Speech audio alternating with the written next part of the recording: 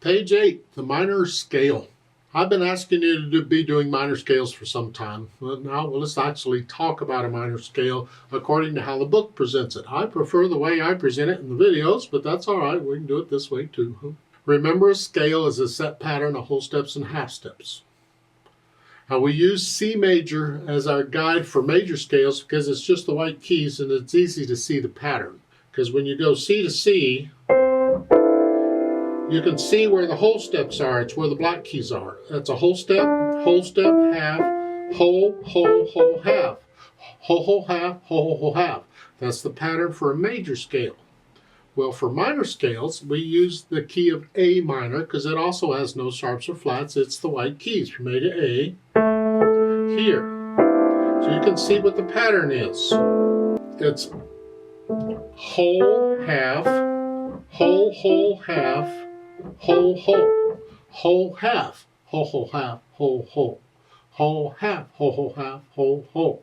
That's the pattern for any minor scale, natural minor scale here. Sort of what we're talking about. Now, just for kicks and giggles, because somebody got tired of that, they come up with 3 different flavors, 3 different kinds of minor scales. You gotta love them. A minor is a goal. The natural minor is the scale played exactly according to the key signature, no changes. So in A minor, it's all white keys.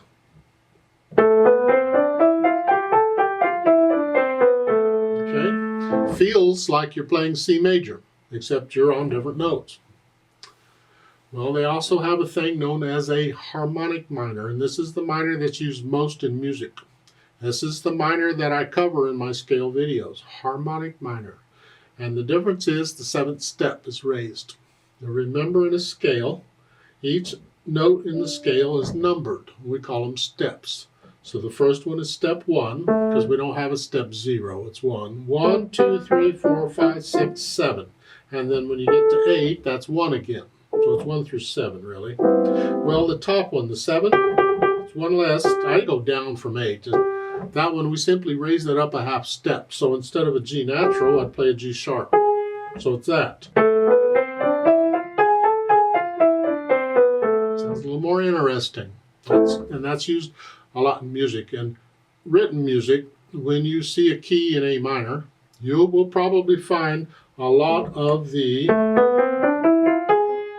G's are G sharps. You'll find a lot of accidentals for G sharps. Yeah.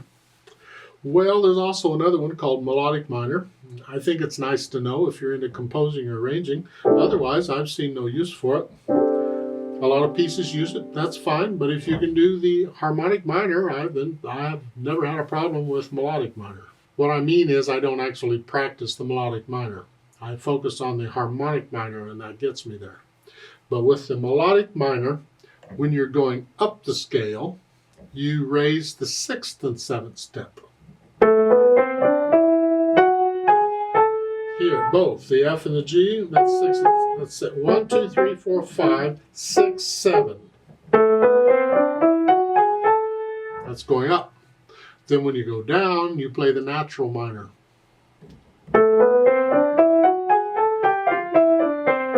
So it changes depending on which direction you're going.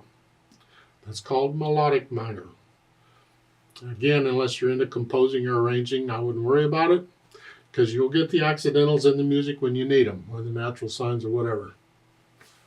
But I would encourage you to focus on the harmonic minor. Now let's talk a little bit about the relationship between the major and the minor. They're related. C major and A minor are related because they share the same key signature. C major, A minor.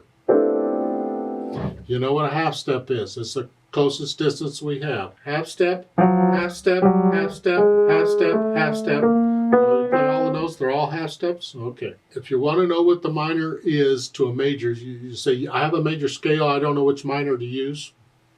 Go down 3 half steps, and that'll get you there. So if in C major, I start on the C, I'm going to go down 3 half steps.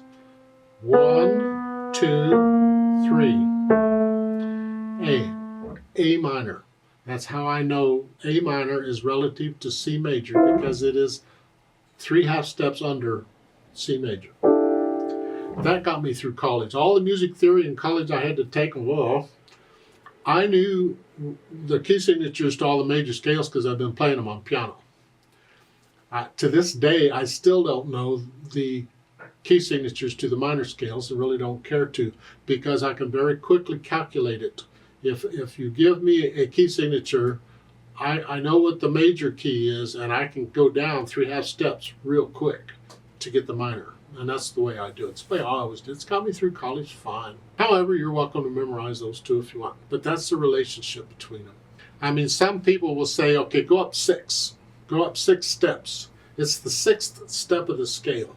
So in C major, step 1, 2, 3, 4, 5, 6. That's an A. That's how they do it. It's A minor. A minor. It's the 6th step of the major scale is the minor. But to me, it's easier to go down 3 than up 6. So I go 1, 2, 3. I just go down 3. And you can do that too, rather than thinking about half steps. The half steps works in any key.